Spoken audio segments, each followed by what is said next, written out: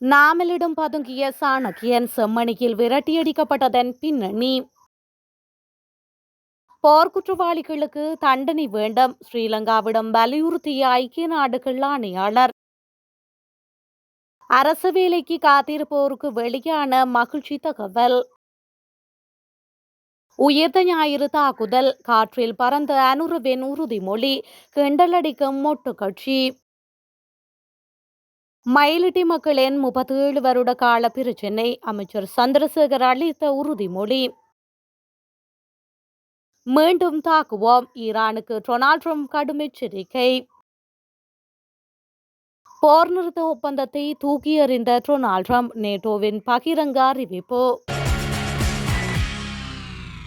இலங்கையில் இறுதிக்கட்ட போரில் இடம்பெற்ற போர்க்குற்றங்களுக்கு பொறுப்பு கூறப்பட வேண்டும் என ஐக்கிய நாடுகள் சபையின் மனித உரிமை ஆணையாளர் வால்கர் டக் கொழும்பில் நடாத்தப்பட்ட குழு விவாதத்தில் வலியுறுத்தியுள்ளார்.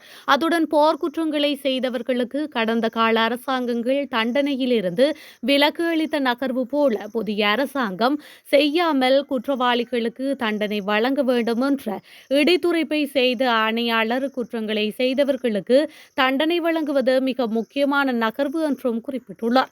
இலங்கையில் நினைத்து பார்க்க முடியாத வலி மற்றும் இழப்பை சந்தித்த தமிழ் மக்களுக்கும் அவர்களின் சந்ததியின் எதிர்காலத்துக்கும் பொறுப்பு கூறல் இன்றியமையாதது என்பதால் இந்த விடயத்தில் நீதி நிலைநாட்டப்படுவதை தற்போதைய அரசாங்கம் உறுதி செய்ய வேண்டும் எனவும் அவர் வலியுறுத்தியுள்ளார்.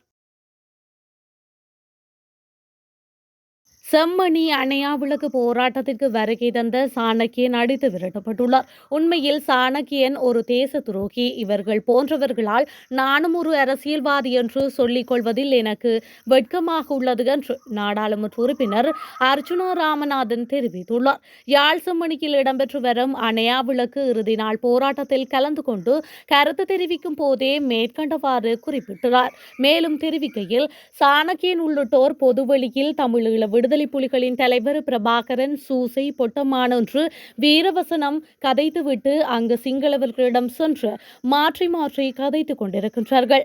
தமிழ் அரசியல்வாதிகளை மக்கள் நம்ப வேண்டாம். அவர்கள் பலரும் தேச துரோகிகளே. சாணக்கியனின் பேச்சுக்கள் தொடர்பில் நாமல் ராஜபக்ஷ என்னிடம் விசாரித்திருக்கின்றார். இங்கு ஒன்று கதைத்துவிட்டு நாமல் ராஜபக்ஷவிடம் சென்று பணிந்து பேசுவார்கள்.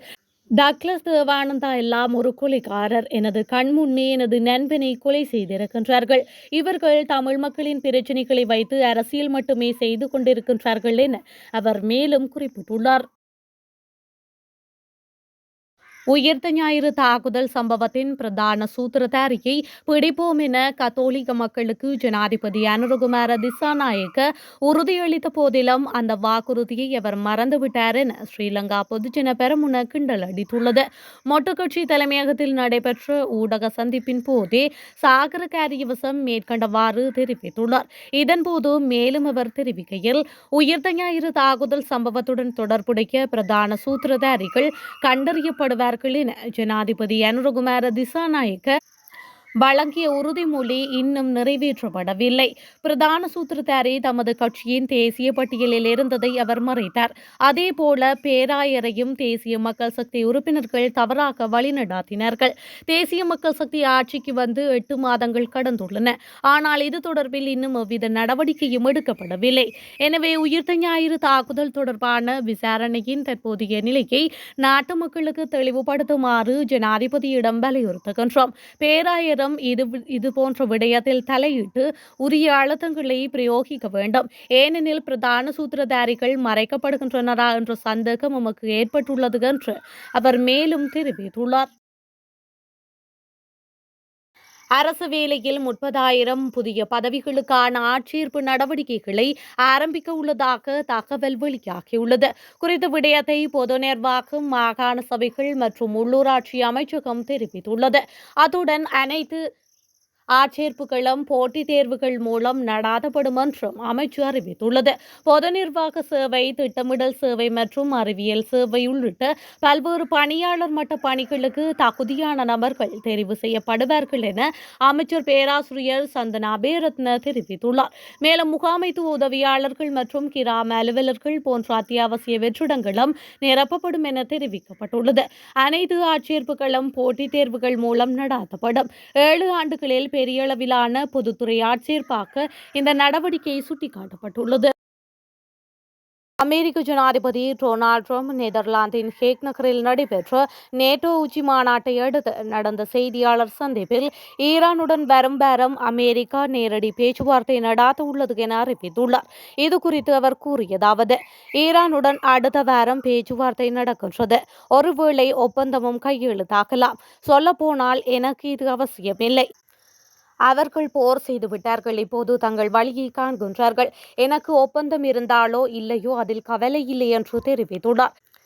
அதே நேரத்தில் கடந்த மோதல் நிலைக்கு முன்பாக அமெரிக்கா எடுத்த நிலைப்பாட்டிலேயே பேச்சுவார்த்தை நடாத்தப்பட போகின்றது எனவும் அவர் கூறியுள்ளார். நாம் முன்பே கேட்டதை தான் இப்போதும் கேட்கப் போகின்றோம். அவர்கள் அணு ஆயுதத்தை வைத்திருக்க கூடாது. ஆனால் அதை நாம் ஏற்கனவே அழித்து விட்டோம். ஈரானின் அணுசக்தி திட்டத்தை நாங்கள் வெடிக்க செய்துவிட்டோம். எனவே ஒப்பந்தம் கிடைக்காவிட்டாலும் எனக்கு பெரிய பிரச்சனை இல்லை என டொனால்ட் ட்ரம்ப் தெரிவித்துள்ளார். 37 வருடங்களாக தமது சொந்த நிலத்திற்காக போராடி வரும் மயிலிட்டி மக்களின் பிரச்சினைக்கு நிச்சயம் தீர்க்கப்படும் என அமைச்சர் ராமலிங்கம் சந்திரசேகர் தெரிவித்துள்ளார்.